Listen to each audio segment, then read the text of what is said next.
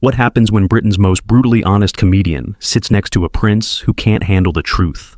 On a Friday night that was supposed to be filled with laughter and lighthearted banter, two men found themselves locked in a war of words that would leave one of them speechless and the other victorious without even trying. Ricky Gervais didn't come to fight. He came to be funny. But when Prince Harry mistook honesty for hostility, the gloves came off. What followed was 15 minutes of television that producers couldn't have scripted if they had tried. A masterclass in ego versus wit, privilege versus perspective, and what happens when someone who's never been challenged meets someone who doesn't care about crowns. By the time the dust settled, only one of them was still on the couch, and it wasn't the royal. Before we dive into this incredible story, make sure you hit that subscribe button and smash that like. We bring you the most explosive celebrity moments every single week, and trust us, you don't want to miss what's coming next. Now, let's get into it. The familiar purple glow of the Graham Norton show bathed the studio in its signature warmth as the audience settled into their seats. Friday night in London, the weekend beginning, and the promise of entertainment hanging in the air like electricity before a storm. The iconic red couch sat empty at center stage, waiting for what the producers had billed as an unmissable lineup. Graham Norton bounded onto the stage with his usual infectious energy, arms spread wide as if embracing the entire audience at once. "Welcome, welcome, welcome," he exclaimed, his Irish accent dancing through the words. "Oh, we have a show for you tonight. I mean, genuinely, I'm slightly terrified, but in the best possible way." The audience laughed, already primed for whatever chaos was about to unfold. "Our first guest tonight," Graham continued, settling into his hosting rhythm, "is a man who has offended literally everyone on the planet at some point. And somehow, we keep inviting him back. He's a comedian, writer, actor, and professional truth-teller. Please welcome Ricky Gervais." The applause was thunderous as Ricky emerged from backstage, dressed in his characteristic black t-shirt and jeans, looking like he'd wandered in from a completely different, much more casual event. He waved lazily at the audience, a sardonic smile playing at his lips, before dropping onto the couch with a comfortable slouch of a man who had absolutely nothing to prove to anyone. "Ricky," Graham beamed. "Always a pleasure, always a risk." "Thanks for having me, Graham," Ricky replied, his voice carrying that distinctive mixture of warmth and warning. "I promise to behave, for at least the first 30 seconds. Laughter rippled through the studio. "Now," Graham said, turning slightly toward the audience with theatrical anticipation, "our second guest needs no introduction, though he's certainly provided many of his own over the years. He's a prince, a podcaster, a memoirist, and one of the most talked about people on the planet. Please welcome Prince Harry." The reaction was different this time, louder in volume, but more complex in tone. Cheers mixed with something harder to define, an undercurrent of curiosity that bordered on anticipation. The audience wasn't just excited to see Harry, they were wondering what might happen. Harry emerged with practiced confidence, dressed in a dark blazer over an open-collared shirt, projecting the carefully calibrated, casual but royal image he'd cultivated since relocating to California. His smile was wide, his wave perhaps a beat too long, as he crossed the stage and settled onto the couch beside Ricky. The two men couldn't have looked more different. Ricky, slouched and relaxed, radiating the energy of someone who genuinely didn't care what anyone thought. Harry, upright and carefully positioned, projecting an image even while sitting on a talk show sofa. Graham clapped his hands together. "Now this is exciting. Two men who have absolutely no filter. What could possibly go wrong?" Ricky snorted. "I have no filter because I don't care. I think Harry's working on a different system entirely." It was a joke, clearly a joke, delivered with Ricky's trademark smirk and obvious playfulness. But Harry's smile flickered, just for a moment. "I think," Harry said, his tone measured, "that honesty takes different forms for different people." Ricky nodded agreeably. "Absolutely, some people are honest, and some people are honest when it's profitable." He turned to Graham with an innocent expression. "Sorry, are we doing this already? I thought we'd at least get through the first question." The audience laughed. Graham covered his face with his hands in mock despair. Harry's jaw tightened almost imperceptibly. "Let's start with something safe," Graham said quickly. "Ricky, you've got a new special coming out. Tell us about it." Ricky launched into a description of his latest work, self-deprecating and sharp in equal measure. He talked about aging, about cancel culture, about the absurdity of celebrity worship. The audience hung on every word, laughing at his observations, nodding at his insights. When he finished, Graham turned to Harry. "And Harry, you've been busy with your foundation work. How's that going?" Harry straightened slightly, clearly more comfortable with this territory. It's going well, Graham. We're doing important work around mental health, veterans issues, things that actually matter. It's gratifying to use whatever platform I have for something meaningful. Whatever platform you have, Ricky repeated, as if tasting the words. Mate, you've got Netflix, Spotify, book deals, speaking fees. I'd say the platform's pretty substantial. It wasn't said cruelly. It was said the way Ricky said everything, as an observation, a fact, something that struck him as amusing. But Harry's expression cooled. I've built those platforms to share important messages, Harry replied. It's about using visibility for good. Ricky nodded, still smiling. Sure. Though most people who want to share important messages don't charge 30 million quid for the privilege. But what do I know? I'm just a comedian. The audience laughed, but there was an edge to it now. They could feel something building. Graham jumped in quickly. Speaking of comedy, Harry, do you ever watch Ricky's specials? Any thoughts? Harry's smile returned, but it didn't quite reach his eyes. I appreciate comedy that punches up, not down. Ricky turned to look at him directly for the first time. Punches up? Mate, I make fun of everyone equally. That's the point. The moment you start deciding who's acceptable to joke about based on their status, you've stopped doing comedy and started doing propaganda. Some people are more vulnerable than others, Harry countered. Surely you can see that. Ricky's eyebrows rose. Vulnerable? You grew up in a palace. You had servants. You never had to worry about where your next meal was coming from. In what universe are you vulnerable? The audience went quiet. Graham's eyes widened. Harry's face flushed slightly.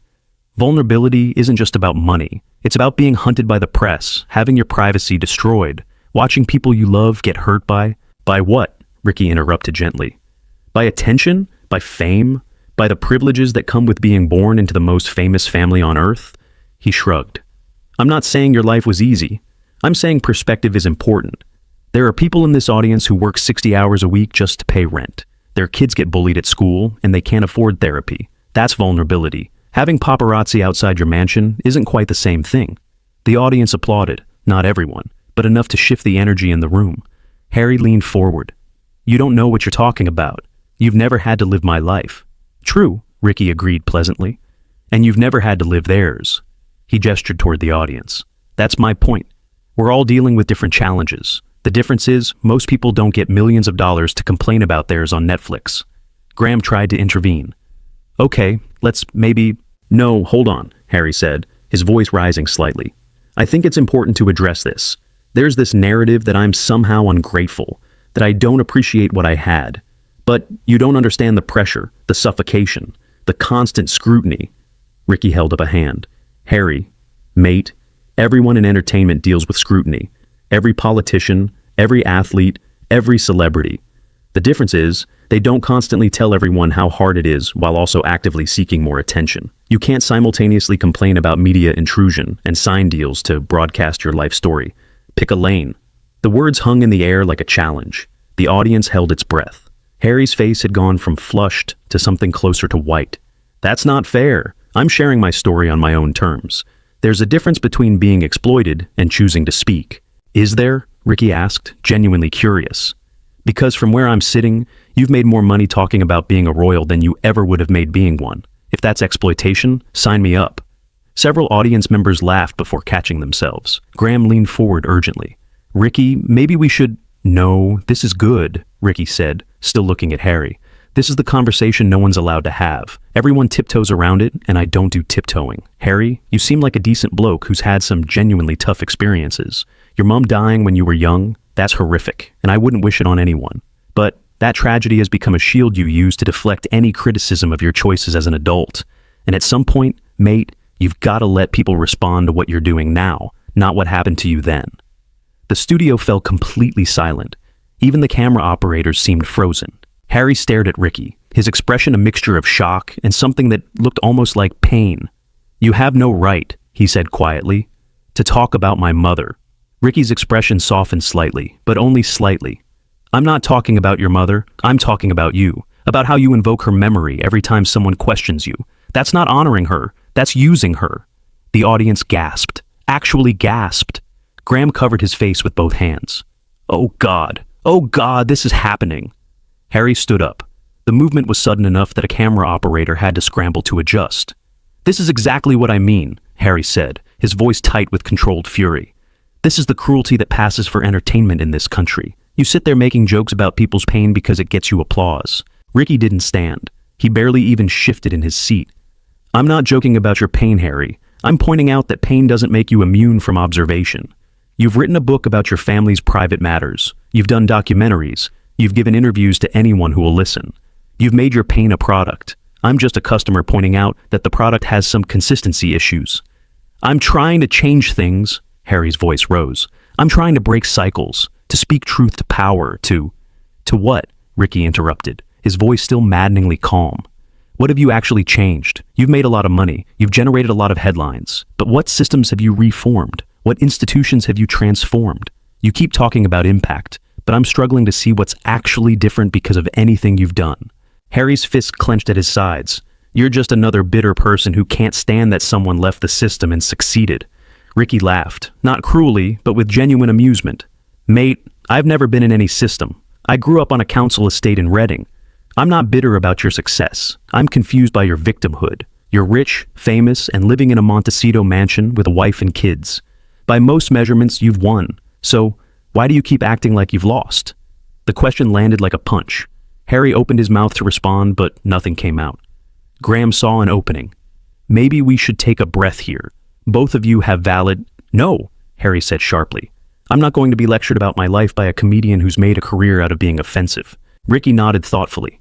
That's fair. I have made a career out of being offensive. The difference is, I know I'm doing it, and I don't pretend it makes me a hero. You seem to think complaining about your privilege is somehow noble. I'm not complaining about privilege. I'm speaking about reality. Your reality, Ricky corrected. A reality most people can't even imagine. You flew to your grandmother's funeral on a private jet and complained about the seating arrangements. That's not relatable, Harry. That's not heroic. It's just weird. The audience laughed despite themselves. Some of them tried to stifle it, aware that they were laughing at a prince's expense, but the observation was too precise to ignore. Harry's face had gone from white to red. This is exactly the kind of petty cruelty that drove my mother to her death. The constant picking, the mockery, the refusal to see people as human beings. The room went cold. Ricky's expression changed for the first time, not to guilt, but to something more serious. Harry, I'm not the press that chased your mother. I'm a comedian on a chat show. If you can't tell the difference between a tabloid that published stolen photos and a bloke making observations about public statements you chose to make, then you're not fighting the right battle. You're all part of the same machine, Harry insisted. You all feed off the same toxic culture of tearing people down. No, Ricky said firmly. I'm part of a culture that believes everyone, including princes, should be open to scrutiny and criticism. That's not toxicity. That's democracy. You don't get to tell everyone your opinions and then demand they only respond with agreement. Harry shook his head, backing away from the couch. I'm done. This is pointless. Harry, Graham said, rising slightly from his chair. Let's just... No. Harry's voice was final. I came here expecting a conversation, and instead, I got an ambush. Ricky raised an eyebrow. An ambush? Mate, I've been sitting on a couch making observations. You've been standing up and raising your voice. If anyone looks ambushed right now, it's not me. Harry pointed at him. You think you're so clever. You think being cruel is the same as being intelligent. And you think being offended is the same as being right, Ricky replied calmly. We all have our delusions. The audience held its breath. The tension had reached a breaking point. Harry looked around the studio, at the cameras, at the audience, at Graham's worried face, at Ricky's infuriatingly relaxed posture. You know what? Harry said, his voice dropping to something cold and hard. This country deserves people like you. Small-minded, mean-spirited people who tear down anyone who tries to do something different. Ricky smiled. And you deserve audiences that never question you. Unfortunately, you walked onto my couch tonight, and I don't do hero worship. Not for celebrities, not for politicians, and definitely not for people who were born into privilege and act like they earned it. That was the final blow. Harry turned and walked toward the exit, his movements sharp and aggressive. Harry! Graham called out, standing fully now. Harry, please! But Harry didn't stop. He didn't look back. He walked straight past the cameras, past the stunned crew members, and disappeared through the backstage exit. The studio doors closed behind him with a definitive thud. For a long moment, no one spoke, no one moved. The audience sat in frozen shock. Then Ricky turned to Graham with an apologetic shrug. Was it something I said? The audience exploded, not in boos, but in laughter and applause. The tension that had been building finally broke, released in a wave of disbelief and something that felt almost like relief. Graham sank back into his chair, rubbing his forehead. Ricky, Ricky. What? I was being friendly. You called him delusional. I said we all have delusions. That's inclusive, not insulting. More laughter. Graham shook his head, but there was a smile creeping onto his face despite his best efforts to look disapproving. Well, Graham said, turning to the camera with the practiced ease of a man who had seen a lot of unexpected things in his career. That was certainly something. I'd apologize, but honestly, I'm not sure to whom. Ricky leaned back into the couch, completely relaxed. Don't apologize. That was the most honest conversation I've had in months. Shame it had to end early. Graham turned to him. Did you know that was going to happen? Did I know that saying obvious things would upset someone who's built an entire brand around never being questioned? No, Graham, I had no idea. I'm shocked and appalled. The sarcasm was thick enough to cut, and the audience loved it. You really don't hold back, do you? Graham asked. Ricky shrugged. Life's too short, and honestly, I like Harry. Or I like the Harry who served in Afghanistan and did charity work without needing a camera crew present. That Harry was interesting. This Harry, the one who tells everyone how hard his life is while cashing checks most people couldn't dream of. That Harry's harder to root for. Graham nodded slowly. Do you think he'll be all right? He'll be fine. He'll go back to his mansion, post something on social media about being silenced, and his supporters will rally around him. That's the playbook now. Any disagreement is persecution, any criticism is abuse, and any challenge is trauma. It works brilliantly for fundraising. The audience laughed again, but there was something thoughtful in the sound now. But here's the thing, Ricky continued, leaning forward slightly. I don't actually dislike the man. I dislike the idea that some people are above questioning. I dislike the notion that wealth and fame should come with protection from criticism. I grew up poor. My parents worked themselves to exhaustion. They didn't have time to process their feelings on podcasts. They were too busy surviving. So, when I see someone who was literally born into royalty complaining about how hard visibility is, something in me rebels. Not because I'm heartless, but because perspective matters.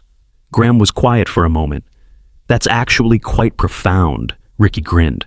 Don't tell anyone. I've got a reputation to maintain. The audience applauded warmly. Graham turned back to the camera. Well, we're going to take a short break. When we come back, we'll continue our conversation with Ricky, assuming anyone else is brave enough to join him on this couch.